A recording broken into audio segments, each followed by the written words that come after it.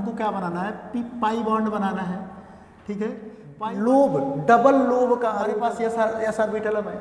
S orbital कभी भी bond formation में कौन से पाई बना, पाई या तो आप SO4 - 2 डी पाई। अगर आपसे पूछे कि maximum number of P pi D pi bond कहाँ प्रेजेंट होता है तो जेनॉन।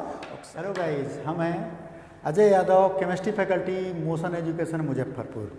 तो आज हम आपको पढ़ाने जा रहे हैं कि पी पाई डी पाई बॉन्डिंग क्या होता है और कैसे बनता है, पी पाई डी पाई बॉन्डिंग कैसे बनता है। तो सबसे पहले और नेसेसरी कंडीशन होता है कि हम सबसे पहले जानेंगे कि कौन कौन सा ऑर्बिटल होता है जो पार्टिसिपेट करता है और कौन सा ऑर्बिटल है जो पार्टिसिपेट नहीं करता है।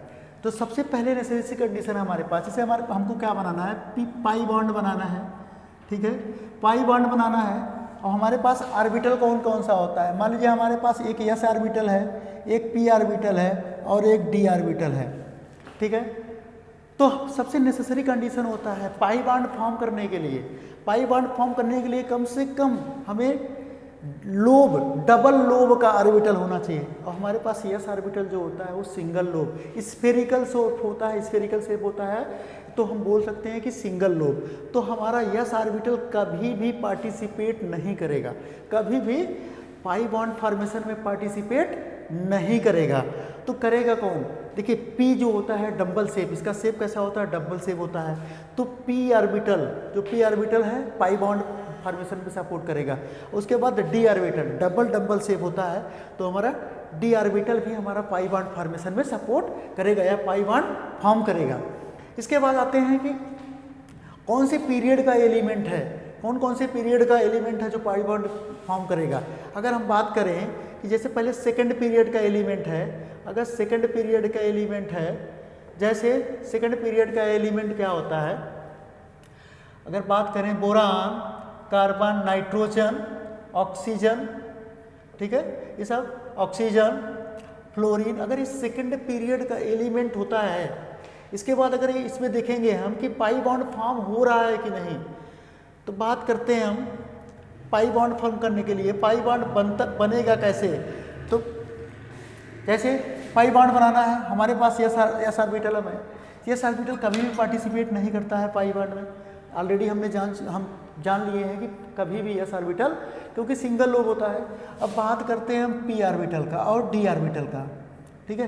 तो पी ऑर्बिटल तो पार्टिसिपेट करता है पाई बॉन्ड फॉर्मेशन में, क्योंकि ये डबल लोब होता है, ये डम्बल शेप होता है, तो उसमें डबल लोब होता है, तो पाई बॉन्ड फॉर्मेशन करेगा। बट यहाँ कंडीशन आता है, तो डी ऑर्बिटल तो होता ही नहीं है सेकंड पीरियड में, तो डी ऑर्बिटल नहीं पार्टिसिपेट कर, क्योंकि डी ऑर्बिटल तो सेकंड पीरियड में एब्सेंट होता है। इसलिए तो जब सेकंड पीरियड का एलिमेंट आएगा तो सिर्फ कौन पार्टिसिपेट करेगा, उसका सिर्फ और सिर्फ पी ऑर्बिटल पार्टिसिपेट करेगा बॉन्ड फॉर्मेशन में। कौन से पाई बॉन्ड फॉर्मेशन में। अब बात अगर हम करें कि थर्ड पीरियड एलिमेंट अगर आ जाए, थर्ड पीरियड एलिमेंट आ जाए, जब थर्ड पीरियड एलिमेंट जब आएगा तो उसमें जो है अगर पाई बॉन्ड फॉर्म करना है, थर्ड पीरियड एलिमेंट आएगा तो थर्ड पीरियड में एस ऑर्बिटल तो पार्टिसिपेट नहीं करेगा, बट पी और डी ऑर्बिटल ये पार्टिसिपेट करेगा।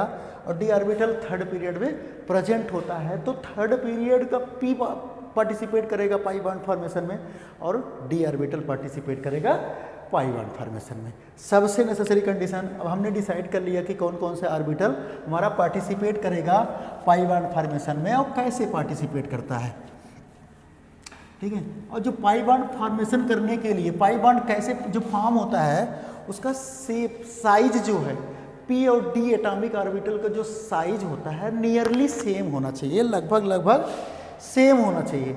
अब जैसे हम अगर एग्जाम्पल की बात करें हैं, पहला एग्जाम्पल हम कर रहे हैं, जैसे हमारे पास पहला एग्जाम्पल है, हमारे पास है, या तो आप SO4 - 2 कर दीजिए, SO4 - 2, या आप इसी को क्या लिख सकते हैं, H2SO4, 2 हाइड्रोजन जब हम निकाल देते हैं, 2 हाइड्रोजन निकाल लेंगे तो 2 माइनस चार्ज हम इस पर लगा सकते हैं, तो दोनों का सेम ही स्ट्रक्चर होता है।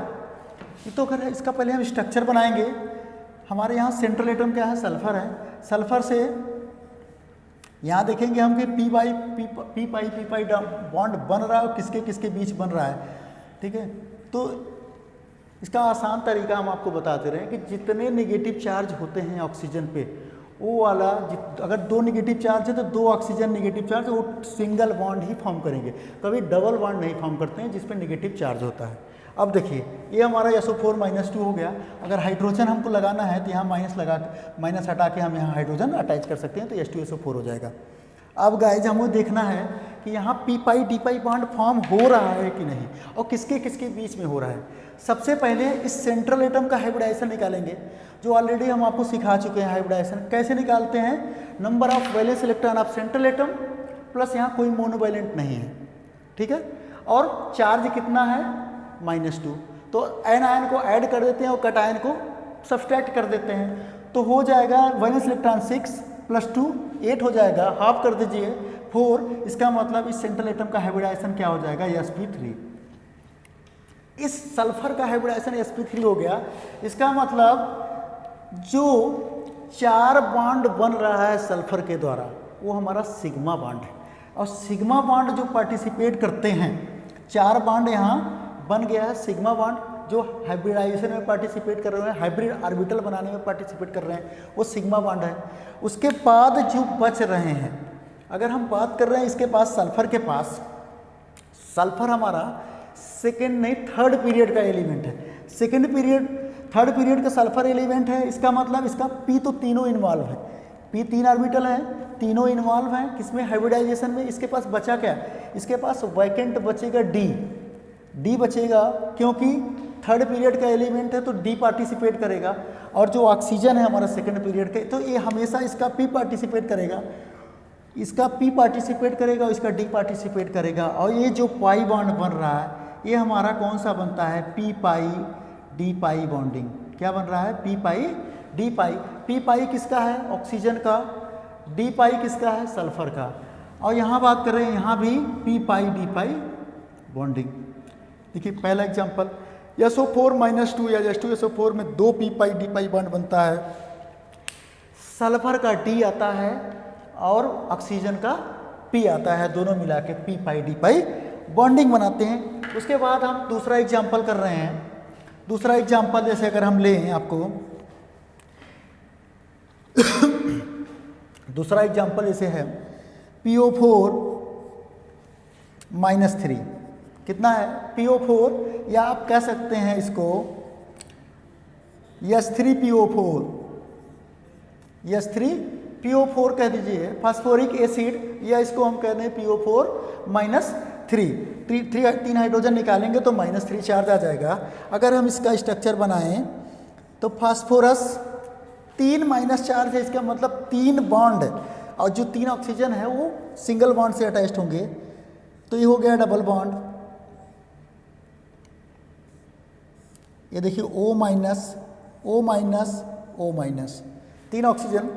अब देखिए फास्फोरस हमारा कौन से पीरियड का, थर्ड पीरियड का है। अगर इसका हम हाइब्रिडाइजेशन निकालें तो इसका भी hybridization valence electron 5, 3 minus charge, मतलब 5 + 3 डिवाइड कर दीजिए, हाफ कर दीजिए तो 4, इसका मतलब इसका भी हाइब्रिडाइजेशन आ जाएगा sp3। इसका मतलब जो इसका 4 बॉन्ड बन रहा है, सिग्मा बॉन्ड में पार्टिसिपेट कर रहा है, ठीक है, तो इसका पी ऑर्बिटल टोटल पार्टिसिपेट कर रहा है सिग्मा बॉन्ड फॉर्म में से। अब बचा है ये थर्ड पीरियड का एलिमेंट है, तो इसका पार्टिसिपेट कौन करेगा, इसका डी पार्टिसिपेट करेगा, और ऑक्सीजन सेकंड पीरियड का एलिमेंट है तो इसका पी पार्टिसिपेट करेगा। तो जो यहाँ एक पी पाई डी पाई बॉन्ड बन रहा है, ऑक्सीजन का पी, फास्फोरस का डी, तो यहाँ बन रहा है पी पाई डी पाई बॉन्ड, ठीक है। एक पी पाई डी पाई बॉन्ड यहाँ बन रहा है और 2 पी पाई डी में इसके पहले वाले एग्जाम्पल में बन रहा है। इसके बाद अगर हम थर्ड एग्जाम्पल करें, थर्ड एग्जाम्पल जो हम कर रहे हैं, क्या होता है, ClO4-, कितना है, ClO4-, या इसको बोल देते हैं हम ClO4, hydrochloric acid, sorry hydrochlorous acid होता है, ClO4, या फिर इसको बोलते हैं HClO-। अगर हम इसका स्ट्रक्चर बनाएं, एक क्लोरीन, ठीक है, एक माइनस चार्ज है तो सिंगल बॉन्ड बनाएगा ऑक्सीजन के साथ, और क्लोरीन की वैलेंस इलेक्ट्रॉन 7 टोटल 7 होते हैं।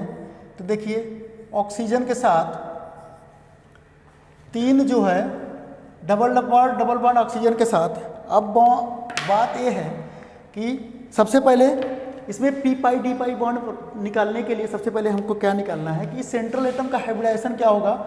तो क्लोरीन में 7 वैलेंस इलेक्ट्रॉन प्लस 1 8 डिवाइड कर दीजिए, हाफ कर दीजिए तो 4। इसका मतलब इसका भी हाइब्रिडाइजेशन क्या आ रहा है sp3।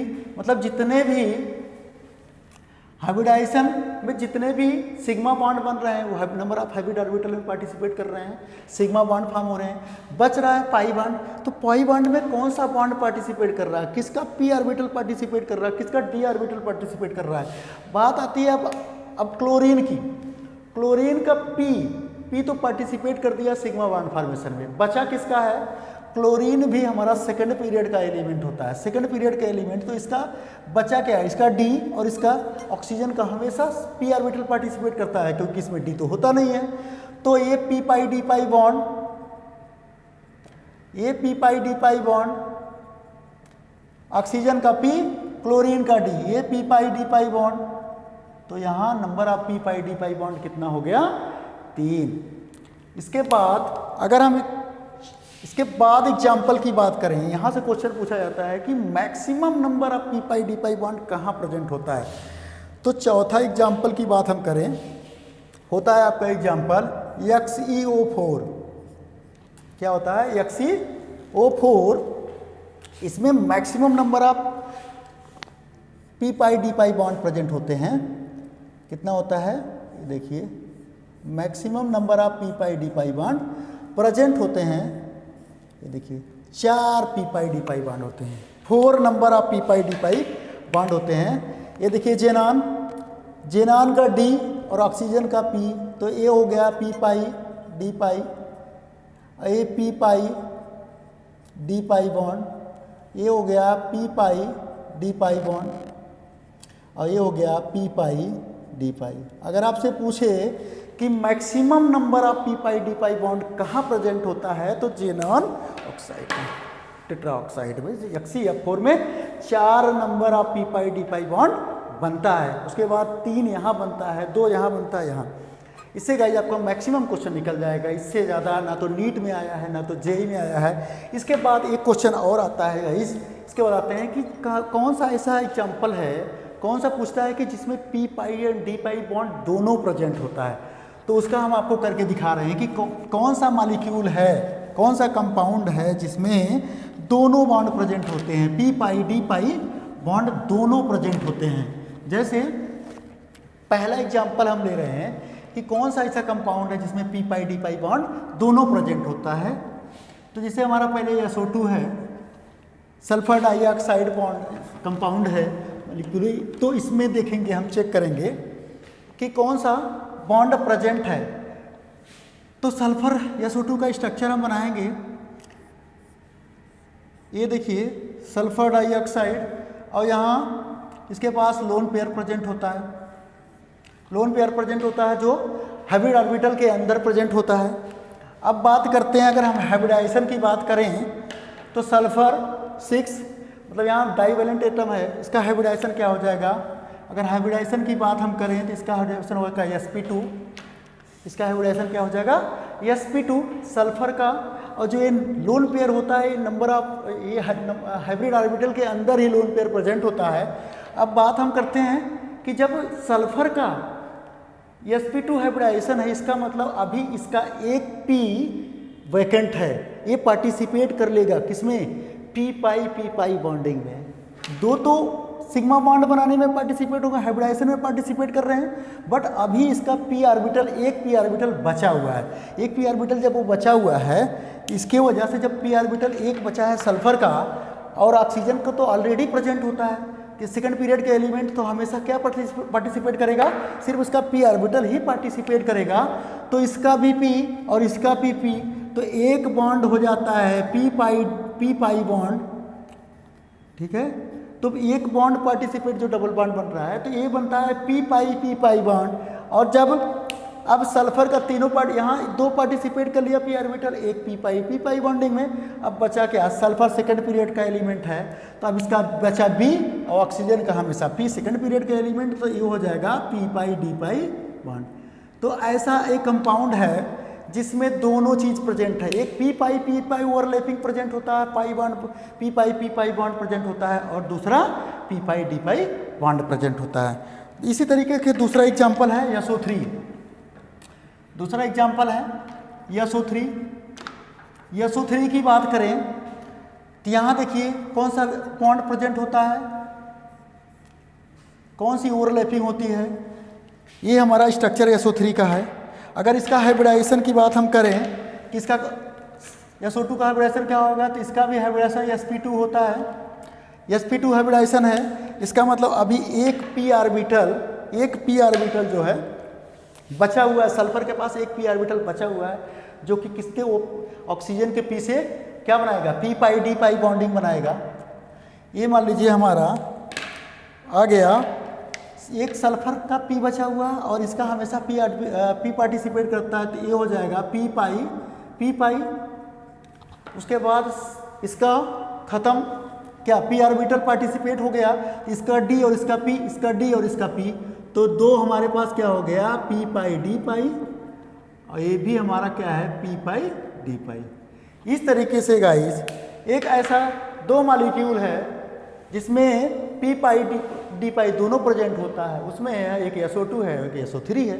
इसके अलावा जो हम पी पाई डी पाई बॉन्डिंग में पढ़ाए हैं, आपको 3-4 एग्जाम्पल बताए हैं, बहुत ही इंपॉर्टेंट एग्जाम्पल है। आप एक बार अच्छे से पढ़ लीजिएगा, सारे क्वेश्चन कर लीजिएगा, मेरी गारंटी है कि कहीं भी आपको डाउट नहीं आएगा पी पाई डी पाई बॉन्डिंग में। ठीक है।